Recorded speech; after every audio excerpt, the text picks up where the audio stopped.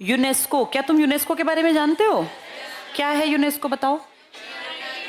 कौन United states कह रहा है? यूनेस्को, शांति से सुनो। यूनाइटेड नेशंस एक ऑर्गेनाइजेशन है, दुनिया में सबसे बड़ी ऑर्गेनाइजेशन। इसके 20 अभिकरण हैं, एजेंसी, वो काम करती हैं अलग अलग फील्ड में। यूएन का मतलब हमेशा होगा यूनाइटेड नेशंस, इसमें कभी भी दूसरा थॉट आना ही नहीं चाहिए।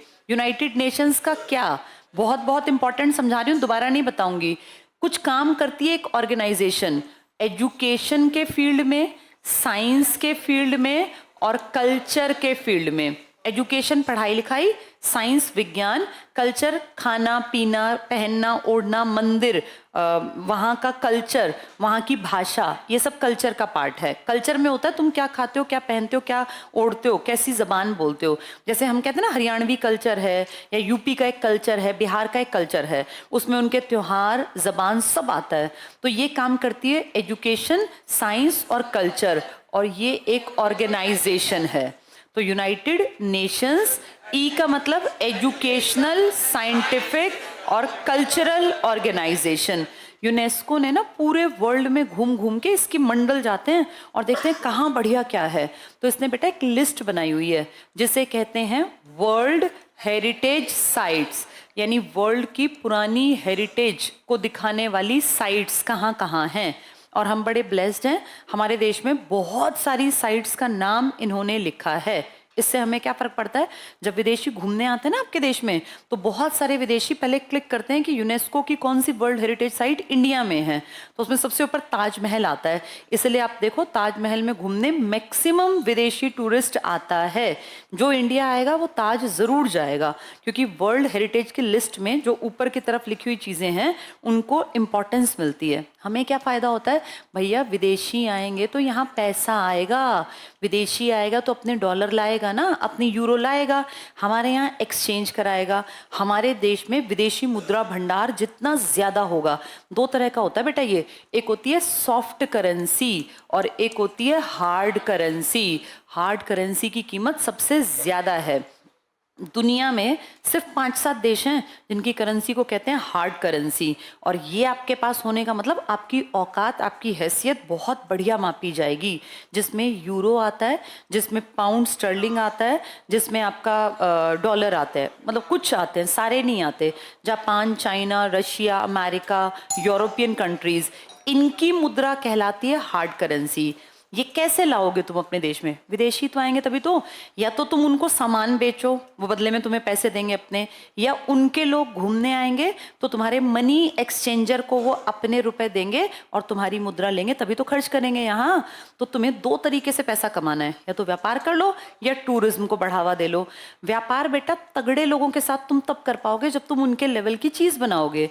अब तुम खराब अगर टी शर्ट बना रहे हो तो अमेरिका वाले क्यों पहनेंगे तुम्हारी टी शर्ट, अपनी पहनेंगे। या तो तुम उनके लेवल से ऊपर की चीज बनाओ सस्ते में।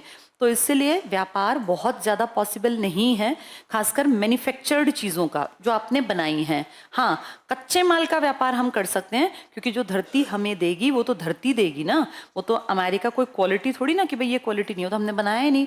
अब मान लीजिए आपके यहाँ बहुत अच्छी क्वालिटी का लोहा निकलता है, तो आपकी बल्ले बल्ले है, आप भेज दो कच्चा लोहा, विदेशों को पैसे कमा लो। तो अपनी हार्ड करेंसी जोड़ने के लिए हर देश काम करता है। छोटे देशों की करेंसी को सॉफ्ट करेंसी कहते हैं, इसकी कोई कीमत नहीं है। अब नेपाली रुपया आपके यहाँ बहुत कीमती नहीं है, श्रीलंका का रुपया आपके यहाँ बहुत कीमती नहीं है, पाकिस्तान के रुपए आपके यहाँ बहुत कीमती नहीं है। चलते हैं भाई, एक्सचेंजर तो सब कुछ रखते हैं, लेकिन मेन होता है कि आपने हार्ड करेंसी कितनी जोड़ी। तो यूनेस्को की वर्ल्ड हेरिटेज लिस्ट में जितनी ज्यादा साइट आपकी होंगी उतना आपकी तरफ लोग ज्यादा आएंगे, उससे आपके यहाँ करेंसी आने का चांस बढ़ेगा। एक टूरिस्ट जब आता है ना तो वो सिर्फ ताजमहल के 250 रुपए नहीं देता देखने के, वो यहाँ रहता भी है। वो होटल में रहेगा तो कोई ना कोई स्टे करेगा तो पैसा देगा ना बेटा, यहाँ वो खाना भी खाएगा, ऑटो में भी बैठेगा, कोई सामान भी खरीदेगा, यानी इंडिया को वो रुपए दे के चला गया। तो हमारे लोकल लोगों को फायदा हो गया, जहां उसने खाना खाया, जहां वो रहा, जो सामान खरीदा। प्लस आपके देश में कौन सी करेंसी आ गई, इसलिए टूरिज्म को बढ़ावा देना चाहिए इन कारणों से। तो इस लिस्ट में नाम लिखा हुआ है आपके एक मंदिर का, किस मंदिर का? राज राजेश्वर, जिसका असली नाम क्या है? बृहदेश्वर। कौन से भगवान का है वो? शिव का। किसने बनवाया था? राजराज प्रथम। राजराज प्रथम कहां तक जीत के आया था बताना? श्रीलंका और मालदीव। कहां जाके रोक दिया था? मालदीव। इसके पिताजी कहां तक गए थे? कन्याकुमारी तक। चलो ये टिक कर लो फटाफट से। यूनेस्को की वर्ल्ड हेरिटेज लिस्ट में शामिल 1003 से 1010 में बना था। 7 साल लगा दिए थे इस मंदिर को बनवाने में। किसका पैसा खर्च हुआ था? राजराज प्रथम का। लिख लो यहां, चोल लड़का था राजराज प्रथम इसका। अब इतना सारा बड़ा परिवार, इतना रुपया, इतना नाम, इस सब का फायदा अगली पीढ़ी को मिलेगा। अगला लड़का वही है, राजेंद्र प्रथम।